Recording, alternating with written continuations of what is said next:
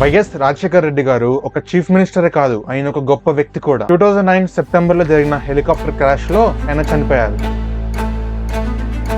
ఆ టైంలో దేశం అంతటా ఒక షాక్ కి గురైంది. ఆ తర్వాత ఒక దశాబ్దం పాటు ప్రశ్నలు ఇంకా కాన్స్పిరెన్సీ థియరీస్ మిగిలిపోయాయి. ఆ రోజు అసలు ఏం జరిగింది, అఫీషియల్ రిపోర్ట్స్ ఏం చెప్తున్నాయి, అసలు ఇంకా మిగిలి ఉన్న స్టోరీస్ ఏంటి, ఇంకా తెలుగు స్టేట్స్ ని ఇప్పటికి కూడా ప్రభావం చేస్తున్న రాజకీయ పరిణామాలు ఏంటి, వీటన్నిటికీ ఆన్సర్ చూద్దాం.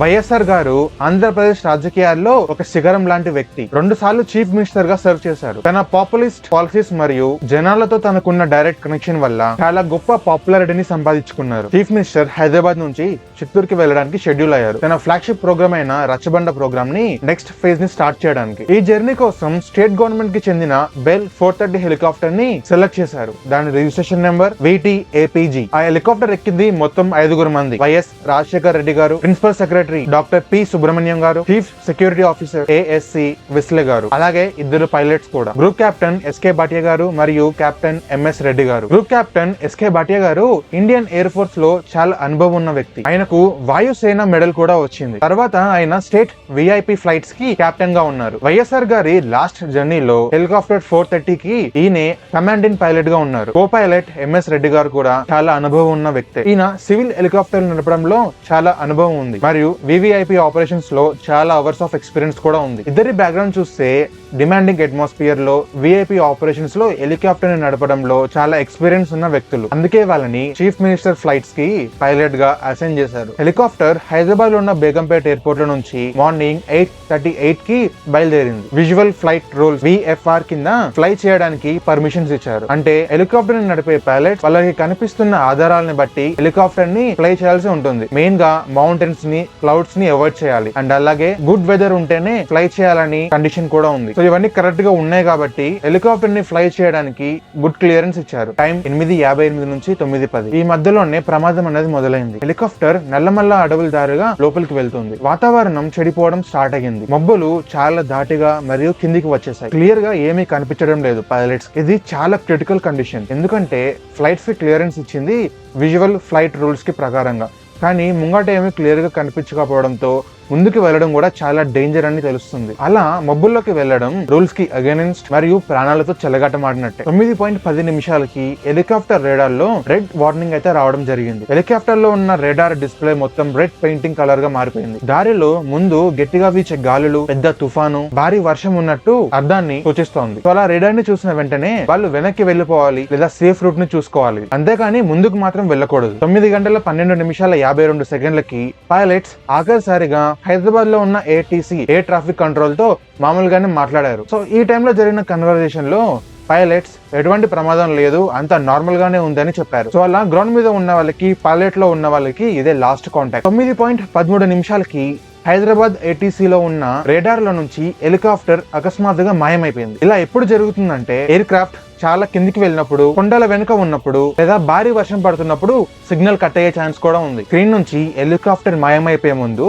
హెలికాప్టర్ అనుకోకుండా లెఫ్ట్ కి డైవర్ట్ అయినట్టు రిపోర్ట్స్ చెప్తున్నాయి. 9:21 హెలికాప్టర్ లో ఒక కొత్త ప్రాబ్లం మొదలైంది. ట్రాన్స్మిషన్ ఆయిల్ కి సంబంధించిన ఒక రెడ్ వార్నింగ్ అయితే రావడం జరిగింది. ఈ వార్నింగ్ అంత పెద్దది కాకపోయినా ఆ వర్స్ట్ టైంలో ఇది పైలట్స్ కి ఒక పెద్ద డివియేషన్. తుఫాన్ నుంచి హెలికాప్టర్ ని కంట్రోల్ చేయడం మానేసి పైలట్స్ ఒక అటెన్షన్ ఈ ప్రాబ్లం మీదకి షిఫ్ట్ అయింది. 9:21 నుంచి 9:27 ఈ 6 నిమిషాలు చాలా ముఖ్యమైన నిమిషాలు. 2 పైలట్స్ ఆ ఆయిల్ వార్నింగ్ మీద కాన్సన్ట్రేషన్ చేశారు. వెదర్ ని హ్యాండిల్ చేయడం, హెలికాప్టర్ ని కంట్రోల్ చేయడం వదిలేసి ఆ ప్రాబ్లం కి సంబంధించిన ఎమర్జెన్సీ చెక్ లిస్ట్ కోసం వెతకడంలో మునిగిపోయారు. దీనిని టాస్క్ సాచురేషన్ అంటారు. అలా వాళ్ళు హెలికాప్టర్ యొక్క కంట్రోల్ ని కోల్పోయారు. ఎంత ఎత్తులో ఉన్నారో, ఎటు వెళ్తున్నారో, మబ్బుల్లో ఉన్న కొండలకి ఎంత దగ్గరగా ఉన్నారో కూడా అంత మర్చిపోయారు. 9:27 ఒక పైలట్ గో అరౌండ్ అని గట్టిగా అరవడం జరిగింది. సడన్ గా కో పైలట్ ముందున్న డేంజర్ ని గుర్తించి గో అరౌండ్ అని గట్టిగా అరిచాడు. ఈ కమాండ్ ఎందుకు ఇస్తారంటే హెలికాప్టర్ ని క్రాష్ కానివ్వకుండా చూసుకోవడానికి, వెంటనే పైకి లేపి ఆల్టిట్యూడ్ ని సెట్ చేయడానికి. కొన్ని సెకండ్స్ లోనే అతను దాదాపు 6 సార్లు గో అరౌండ్ అని గట్టిగా అరిచారు. ప్రమాదం ఎంత భయంకరంగా ఉందో అర్థం చేసుకోండి. 9:27:42 తుఫాన్ లో ఉన్న గట్టి గాలుల వల్ల హెలికాప్టర్ కంట్రోల్ తప్పి నిమిషానికి 10,000 అడుగుల వేగంతో కిందికి వచ్చి ఋషికొండని గట్టిగా ఢీకొనింది. ఆ ఇంపాక్ట్ చాలా భయంకరంగా ఉంది. ఎంత భయంకరంగా అంటే ఆ హెలికాప్టర్ లో ఉన్న 5గురు అక్కడికక్కడే స్పాట్ లో చనిపోయారు. పెద్ద మల్టీ ఏజెన్సీ ఆపరేషన్స్ వెంటనే యాక్షన్ లోకి వచ్చాయి. 5000 సిఆర్పిఎఫ్ పర్సనల్, డిస్ట్రిక్ట్ పోలీస్ మరియు అడవిలో దారి చూపించే గిరిజనులు, Indian air force aircrafts మరియు హెలికాప్టర్స్, థర్మల్ ఇమేజింగ్ ఉన్న ఇస్రో శాటిలైట్ ఇవన్నీ రంగంలోకి దిగాయి. National remote sensing, Beechcraft ని కూడా రంగంలోకి దింపారు. మెయిన్ గా వెదర్ బాలేకపోవడం మరియు దట్టమైన అడవుల వల్ల వెతకడం అనేది చాలా ఆలస్యం అయింది. సెప్టెంబర్ 3 మార్నింగ్ 8:20కి ఆఖరికి ఒక helicopter IAF MI-8 Rushikonda hills మీద హెలికాప్టర్ క్రాష్ అయిన ప్లేస్ ని స్పాట్ చేసింది. వెంటనే గ్రౌండ్ టీం వాళ్ళు ఆ ప్రదేశానికి వెళ్లి మొత్తం చెక్ చేశారు. అక్కడికక్కడే స్పాట్ డెడ్ అని కన్ఫర్మ్ కూడా చేశారు. బాడీస్ అన్ని కాలిపోయి గుర్తుపట్టలేము అన్నట్టుగా ఉన్నాయి. కేవలం వాళ్ళు వేసుకున్న బట్టలు మరియు కొన్ని ఐడెంటిటీస్ వల్ల ఆ బాడీస్ ని గుర్తించి వెంటనే కర్నూలులో ఉన్న మెడికల్ హాస్పిటల్ కి ఎయిర్ లిఫ్ట్ చేశారు. స్టేట్ 7 రోజులు సంతాపం తెలిపింది. వైఎస్ఆర్ గారిని సెప్టెంబర్ 4న క్రిస్టియన్ సాంప్రదాయాల ప్రకారం సంపూర్ణ అధికారి మర్యాదలతో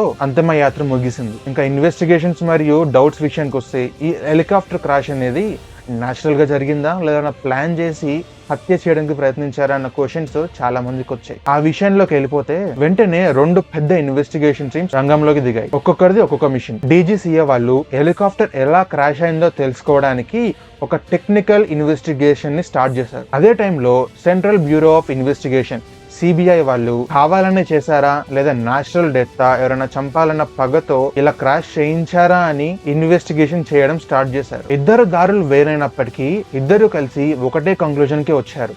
ఇది ఆపగలిగిన ప్రమాదమే. కాక్పిట్ లో తీసుకున్న తప్పుడు నిర్ణయాల వల్ల ఇలా ఘోరమైన ప్రమాదం జరిగిందని అన్నారు. బాధ్యత ఉన్న పెద్ద ఆర్గనైజేషన్ చేసిన తప్పుల వల్ల ఇలాంటి భారీ ప్రమాదం జరిగిందని ఈ కంక్లూజన్ కి ఇద్దరు ఏకీభవించారు. DGCA వాళ్ళు ఇచ్చిన రిపోర్ట్ లో ఫ్లైట్ లో జరిగిన ఆఖరి నిమిషంలో ఏదైతే జరిగిందో అది మొత్తం మళ్ళీని రీక్రియేట్ చేశారు. వాళ్ళ ప్రకారం మెయిన్ కాజ్ ఏంటంటే హెలికాప్టర్ గట్టిగా వచ్చి కిందికి వెళ్లడం వల్ల హెలికాప్టర్ కంట్రోల్ తప్పిందంట. కానీ వాళ్ళు రీక్రియేట్ చేసింది కేవలం ఆఖరి నిమిషాన్ని మాత్రమే. దీని ముందు కూడా చాలా తప్పులు జరిగాయని అన్నారు. అలా మొదటిగా వాళ్ళు చెప్పింది తుఫాన్ లోకి వెళ్లడం. విజువల్ ఫ్లైట్ రూల్స్ ఈ క్లియరెన్స్ వచ్చింది ఆ హెలికాప్టర్ కి ఫ్లై చేయడానికి.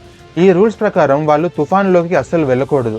వాళ్ళు వెంటనే రివర్స్ వచ్చి వేరే సేఫ్ రూట్ ని లేదా ఆ జర్నీని స్టాప్ చేయాల్సి ఉంటుంది. ఈ విషయాన్ని పట్టించుకోకుండా తుఫాన్ లోకి వెళ్లడం వల్ల ఈ ప్రమాదం సంభవించిందని అన్నారు. సెకండ్ పాయింట్ వచ్చేసి 6 minute డిస్ట్రాక్షన్. ఫ్లైట్ మధ్యలో ట్రాన్స్మిషన్ ఆయిల్ డిస్ట్రాక్షన్ వల్ల కఠినమైన 6 నిమిషాల్లో ఇద్దరి పైలట్స్ యొక్క డీవియేషన్ ఆ ఆయిల్ ప్రాబ్లం మీదకి షిఫ్ట్ అయింది. లెక్క ప్రకారం ఆ సమయంలో ఒక పైలట్ ఆ ఆయిల్ సమస్యని చూస్తూ ఇంకో పైలట్ ఫైట్ ని కంట్రోల్ చేయాల్సి ఉంటుంది. ఇద్దరి దృష్టి మాత్రం తుఫాన్ నుంచి తప్పుకొని ఆ ఆయిల్ ప్రాబ్లం పైన షిఫ్ట్ అవడం వల్ల ఈ ప్రమాదం సంభవించిందని కూడా అన్నారు. తప్పించుకునే ప్రయత్నం చేయలేదు. ఎందుకంటే హెలికాప్టర్ రేడార్లో ఆల్రెడీ ముందు పెద్ద తుఫాను, గట్టిగా వీచే గాలులు, పెద్ద వర్షం ఉన్నట్టు రెడ్ అలర్ట్ ఇచ్చింది. పైలట్స్ వెనక్కి వెళ్ళడం కానివ్వండి లేదా సేఫ్ ఆల్టిట్యూడ్ కి షిఫ్ట్ అవ్వడం గురించి ఎటువంటి డిస్కషన్ చేయలేదు. కో పైలట్స్ ఆ కారులో అనవసరంగా గో అరౌండ్ అని గట్టిగా అరిచాడు అని కూడా అన్నారు.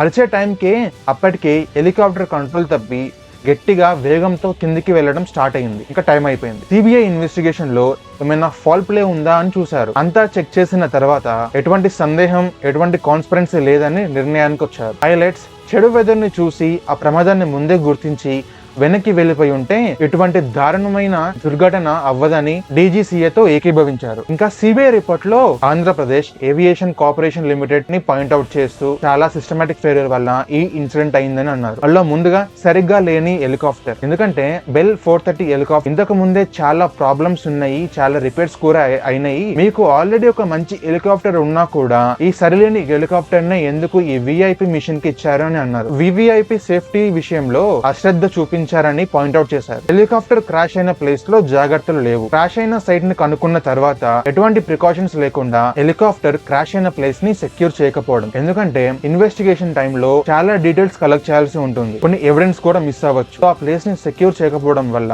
ఎవరు పడితే వాళ్ళు వచ్చి వెళ్లడంతో ఎవిడెన్స్ మిస్ అయ్యే ఛాన్స్ ఉందని అన్నారు. అండ్ అలాగే ఎవిడెన్స్ కలెక్ట్ చేసే టైంలో చాలా తప్పులు జరిగాయని కూడా పాయింట్అవుట్ చేశారు. సో ఇలా అవ్వడం వల్ల చాలా ముఖ్యమైన కొన్ని మైక్రో ఎవిడెన్స్ మిస్ అయినాయని అన్నారు. సెంట్రల్ బ్యూరో ఆఫ్ ఇన్వెస్టిగేషన్ వాళ్ళు ఎటువంటి క్రైమ్ జరగలేదు, ఇది ఒక నేచురల్ డిజాస్టర్ గా గుర్తించినప్పటికీ ఇన్స్టిట్యూషన్స్ యొక్క తప్పుల వల్ల అనుమానం ఇంకా పెరిగింది. మెయిన్ గా హెలికాప్టర్ క్రాష్ జరిగిన సైట్ ని మంచిగా హ్యాండిల్ చేయకపోవడం, దీనివల్ల పబ్లిక్ లో నమ్మకం పోయి ఎన్నో కాన్స్పిరెన్సీ థియరీస్ కి దారి తీసింది. 10 మందికి 10 రకాలుగా ఈ క్రాష్ లో చాలా స్టోరీస్ కనిపించాయి, చాలా లేయర్స్ ఉన్నట్టు కూడా అనిపించాయి. ఇది ఒక చిన్న ఫెయిల్యూర్ జరిగిన దారుణమైన ఘటనే, కానీ చిన్న చిన్నవన్నీ కలిసి లాస్ట్ లో ఒక పెద్ద ఇన్సిడెంట్ గా మారింది. వైఎస్ఆర్ గారి యొక్క ఫైనల్ ఫ్లైట్ లో ఒక జీవితాన్ని మాత్రమే ఆపలేదు, తెలుగు రాజకీయాల తలరాతని మార్చేసింది. ఈ ఇన్సిడెంట్ ఒక వారసత్వ పోరాటాన్ని మొదలు పెట్టింది, ఒక నేషనల్ పార్టీకి ఉన్న పెద్ద గోడని కూల్చేసింది, ఒక రీజనల్ జైంట్ ని సృష్టించింది, ఒక రాష్ట్ర ఉద్యమానికి మళ్ళీ ఊపిరి పోసింది, మరియు ఒక స్టేట్ ని విభజించింది. ఒక టెక్నికల్ ఎర్రర్ పొలిటికల్ గాథగా మారింది, ఒక లీడర్ అమర వీరుడయ్యారు. ఈ విషాదం